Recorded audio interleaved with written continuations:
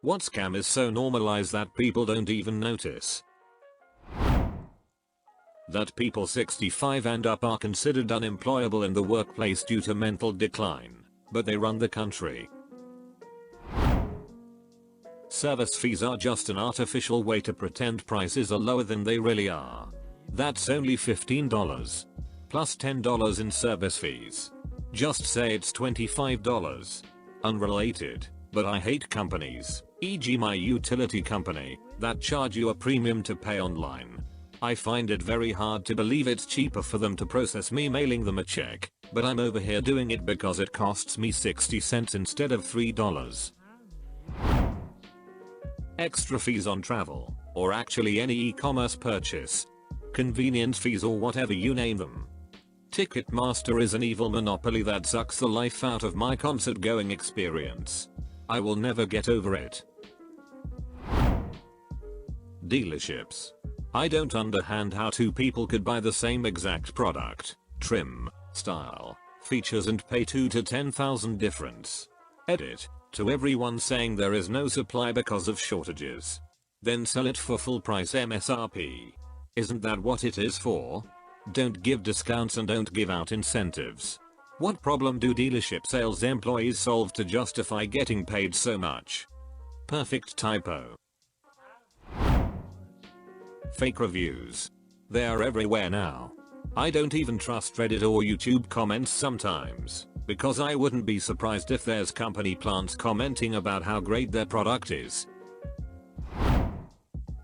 So many scams in dentistry. I've been in the industry for 12 years, and it's amazing how common it is. So easy to tell someone they need a bunch of treatment they don't really need.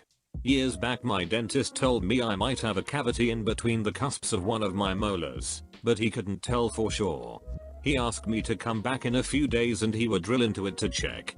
If it was a cavity, he'd fill it. If it wasn't, well, he'd fill the tooth anyway because he'd just drilled a hole into it. Decided to go to another practice. New dentist carefully examined it, gave me a free dental x-ray just to confirm, and said yeah that's a stain. Rent to own. Coming from someone who worked for a center for 3.5 years. I worked for RTO rents for about a year in California. Our only customers were people who had no chance at buying a TV, VCR, stereo, or appliance outright or even on credit. We provide a service for underprivileged clients. No, you prey on unfortunate victims who have no other recourse but come to you and pay 300% of the actual value. Couldn't stomach it and got out. Unpaid overtime. Any work you can't complete in your paid hours should be done by an extra employee the company pays for. By doing unpaid overtime, you are paying for the cost of your time and donating that to your employer. If a company can't afford to pay its employees for all their time working and still remain profitable, they are not a viable business and need to restructure their processes and/or pricing. If they can afford to pay it, but choose not to, they are stealing from you. Branded diets. No company that you pay to help you diet is invested in your success. They make money when you fail and keep returning.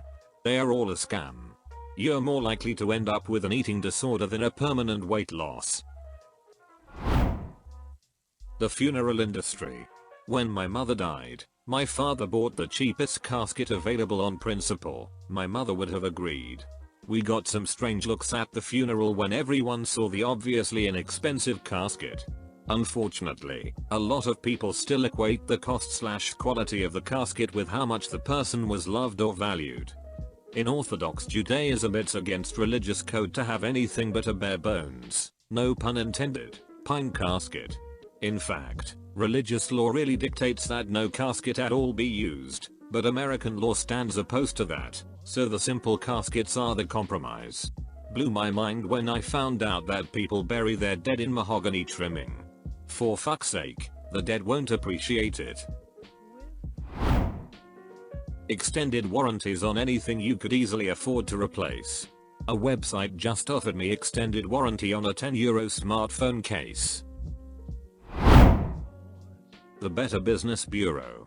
It's a private company that had a ridiculously successful marketing campaign in the 80s and 90s, and somehow got people to believe that they are government affiliated and have power over companies. Similar deceptive practices to Yelp. Fast fashion. The reason why your clothes don't look good after you start wearing them is because they were meant to break/fade after the first wash. So you can keep buying more and more. Black Friday. Amazon is the worst about this. Whenever they advertise what discount you're getting for an item, it's always from the MSRP. For example, a product could be $100 that they sell for $80 throughout the year, but on Prime Day or Black Friday they'll list it at $70 and claim a 30% discount. When in doubt with Amazon, check camel.com for the history of a product's price. The fact existing customers are not automatically moved to better deals once their contract ends. They hope you won't switch and pay the premium. Thanks for watching. Please leave a like if you liked the video, and subscribe if you want to see more like it. Comment below if you know any subreddits that you would like featured on the channel. See you in the next video, fellow roamer.